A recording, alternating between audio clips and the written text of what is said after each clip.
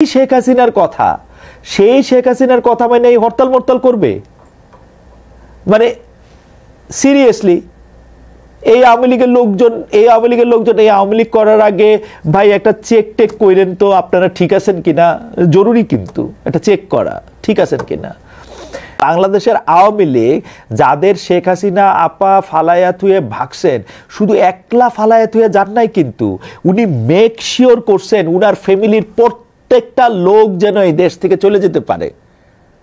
উনি make sure করছেন উনার ফ্যামিলির লোকদের প্রত্যেকজনই যাতে এই দেশ থেকে চলে গিয়ে বিদেশে আরাম আয়েশের সাথে দিন কাটাতে পারে। আমি তো শুনি নাই আওয়ামী লীগের মন্ত্রীরা এমপিরা কেউ ইন্ডিয়া গিয়া, আমেরিকা গিয়া, ইংল্যান্ডে গিয়া বা বিদেশে কোথাও পালায় গিয়া ভিক্ষা করতেছে, আরেকজন মানুষের বাসায় গিয়া উঠছে। উঠে নাই তো রে ভাই, নিজের পয়সা দিয়া সুন্দর করে খাইতেছে, পড়তেছে, চলতেছে। কারণ এই শেখ হাসিনা তাদেরকে বলছে যে এই টাকা পয়সা নিয়ে ভাইগা যাও, তারপরে আমিও আসতেছি পিছনে পিছনে। একজন কর্মীরও বলে নাই যে 4 তারিখেও বলে নাই যে 5 তারিখে আমি চলে যাব, উল্টা কথা বলছে। সেই শেখ হাসিনার কথা মানে এই হরতাল মরতাল করবে?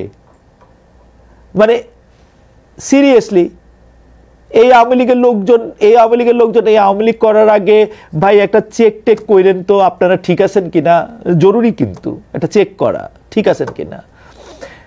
আপনারা এই আওয়ামী লীগের হয়ে একটু জায়গায় জায়গায় পিকেটিং করবেন, একটু আলগা মায়ের মুইর খাবেন, তারপর গিয়া দেখবেন এই সরকার কত খারাপ। এই তো উদ্দেশ্য।